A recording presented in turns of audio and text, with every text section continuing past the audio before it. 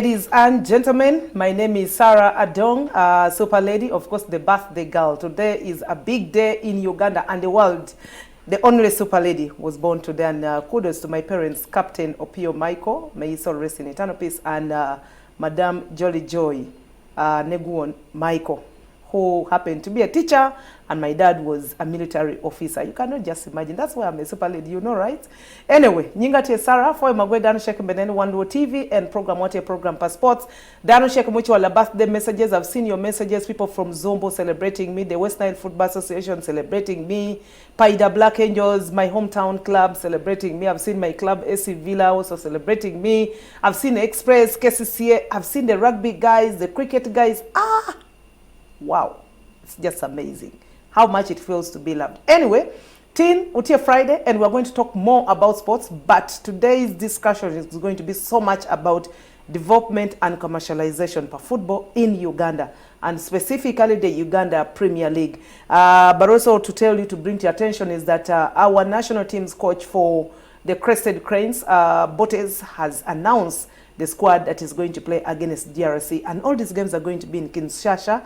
And one of the ladies I'm happy to see her bounce back to the team is none other than Ruth Arturo, who has been our long-time goalkeeper and the captain of the national team. I'm happy to see you, Ruth, back. Hope you work so hard to retain your #1 spot as our #1 stopper. While, of course, so many games, AC Villa taking on Bright Stars today. NEC also has a game, while URA is also seeking to have their first win against at home. Vipers yesterday definitely traveled to Wakiso. It was a Wakiso derby though.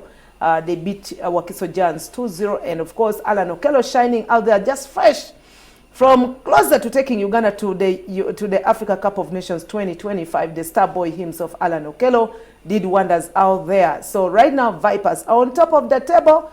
But you see, that is how they started last season, and where did it end? The trophy went to Villa Park Wankulukuku. I hope it doesn't keep that way. Well, in studio, I have a guest, and he's none other than Jenkins, who is the head of marketing, commercialization at the UPL, Uganda Premier League Secretariat. How are you, sir? Good. Mr. Matovu. Good. Happy birthday, first of all. Thank you so much. Yeah. Good to see you. Thank you. Good to see you too. And happy to have you on One Luo TV. Of course, our Luo channel does broadcast in the Luo channel, in the Luo language. Okay. But of course, because football is a component, and we have the Uganda Premier League club, some of them initially were from West Nile and Northern Uganda at large. Yeah. And of course, definitely, it would be no harm to speak English on the show. Yeah, sure. So we apologize to our viewers and listeners. Please say hello to anyone who is watching. Hello, good afternoon, ladies and gentlemen that are watching One Luo. My name is Jenkins. I bring greetings from the prestigious Uganda Premier League, the top sports football competition in the country. We are very glad to be here, and we are looking forward to sharing very good insights about commercializing our league. Wow. Thank you so much, Jenkins. You know, when we talk about commercializing the league, and that comes in, takes us straight out to our topic of today. And for us, it's more of a question: how can we how can Ugandan football turn commercial? I mean, if you talk about commercializing, and someone who is out there would want to understand, where do you come from? From which perspective?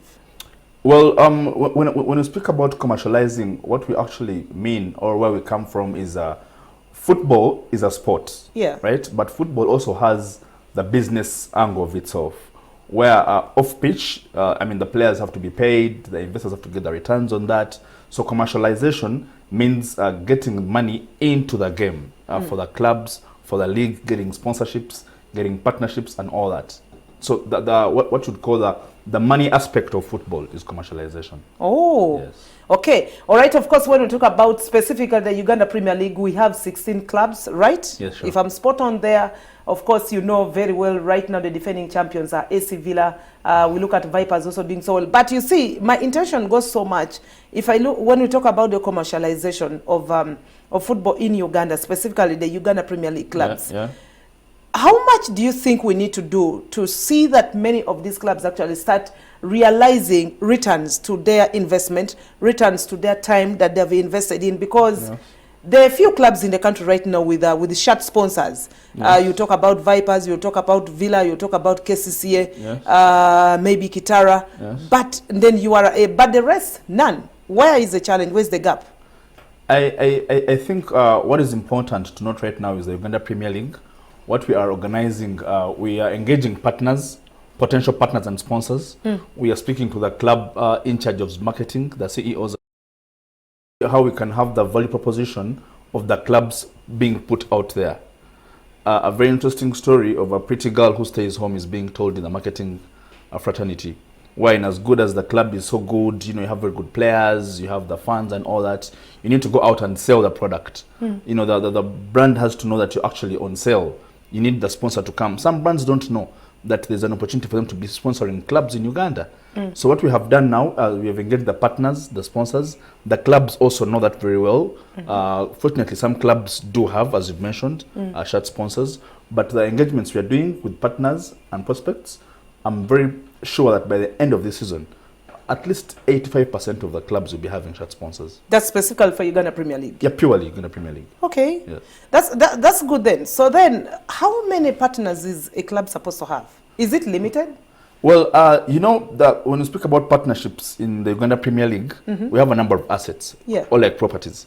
So there are some properties which are owned specifically by the clubs. And then there are those that are owned as like the whole, you know, the 16 league. Clubs, the league. So a club can have as much as 15 properties. Okay. Depending. But also a club can even go ahead and become creative. For example, I'll give you something. A club can decide to have a partner sponsoring their official fan. They can be the official fan of maybe, you know, your defending champions. Those are all, there are very many ways the club can have properties on sale, and there's no limit to that really. In as far as it works within the perimeters that protect other partners that we have on board. I have seen, you see, I follow the English Premier League so much because apparently I think when we talk about commercialization of football, I think all of us draw example from the English Premier League.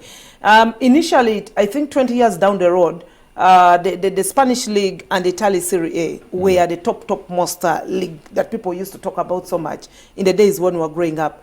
But today, after 20 years down the road, or after 15 years, everyone is talking about the English Premier League, not because it is the best in the world as per se in terms of the way they play. I'm sorry, I have to be honest to the English fans. Because when you look at the Spaniards and the Italians, the way they play, and the Germans, you fancy their style of play more. But this guy, in England, they have mastered the art of business. Is that where you're drawing your example from?